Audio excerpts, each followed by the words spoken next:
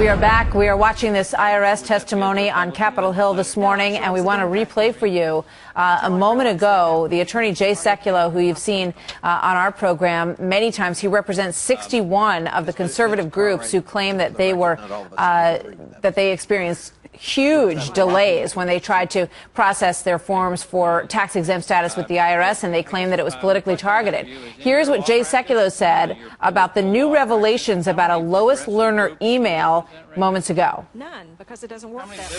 This wasn't an equal opportunity discrimination. This was targeted discrimination coming from the Internal Revenue Service. And what I'd like to address now is that our view is that that determination came from the highest ranks of the Internal Revenue Service. Just yesterday, it was brought to the public's attention that an email had been sent by Lois Lerner, the former head of Tax Exempt. She played the Fifth Amendment. Based on the evidence that came out yesterday, if I was her lawyer, I would have told her to plead the Fifth Amendment also. And here's why. An email from Lois Lerner was sent to, or with Ruth Madrigal from the Office of Tax Policy, United States Department of the Treasury. It went to Janine Cook, Deputy Division Counsel and Associate Chief Counsel of the IRS Tax Exempt and Government Entities Division. It went to Victoria Judson, Division Counsel, Associate Chief Counsel, Tax Exempt and Government Entities Division. It went to Nancy J. Marks, Division Counsel and Associate Chief Counsel for Tax Exempt and Government Entities, and a senior advisor who conducted a probe for Stephen Miller, by the way, with Holly Paz into the impropriety months before this email. What was this email? It was an email that we will work, quote, off-plan to devise rules to curtail the activities of 501c4 organizations. Off-plan. That's very different from saying 2 rogue agents in Cincinnati. So if I was Lois Lerner's attorney, I would have told her to plead the Fifth Amendment too, because there's serious liability. There you have it. That's just moments ago at this IRS hearing. Let's bring in South Carolina Republican Senator Lindsey Graham, who's on the Senate Armed Services Committee, and he joins me now. Senator, thank you very much for being here this morning. These are explosive hearings that we are witnessing this morning. What do you make of what the attorney, Jay Sekulow, just said? Well, I think it's almost Nixonian in terms of what the Obama administration was doing. Remember when the president told Bill O'Reilly there's not a smidge of corruption regarding the IRS treatment of conservative groups? One, how does he know that if the investigation is still ongoing? How could you possibly say that when Lois Lerner, in charge of tax-exempt groups, pled the Fifth Amendment?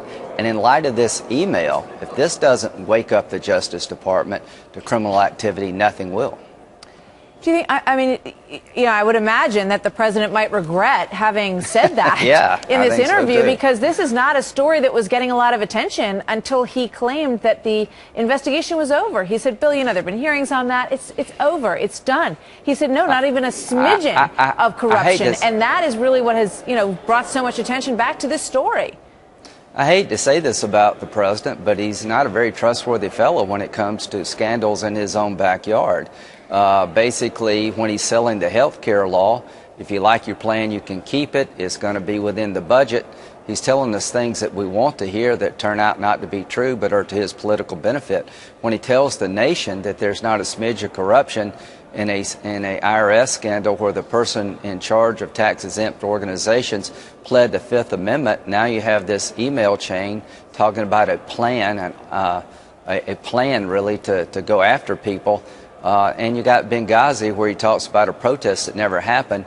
I hope people are beginning to put the puzzle together that President Obama himself is not a very reliable person to talk about mistakes on his watch. I just want to get a little more specific about this email that Jay Sekulow just mentioned, just so that people at home can know what was in here. And this is excerpted in a Wall Street Journal editorial that came out this morning. And this came from a Treasury career attorney. In this email, she says, don't know who in your organization is keeping tabs on C4s,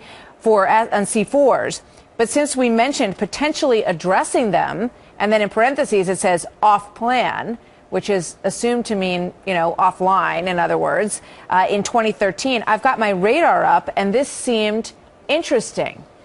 you know, when you look at these, it goes all the way back to 2010 in terms of the scrutiny of these groups. And it is really stunning that the president believes that this whole thing is over, especially in that Cleta Mitchell says it's still going on today.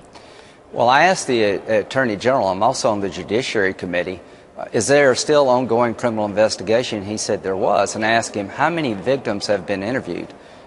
Now, as far as I could tell from his testimony, the people whose 501c4 organization was abused by the IRS and other government agencies, none of them have been talked to by the lady investigating this.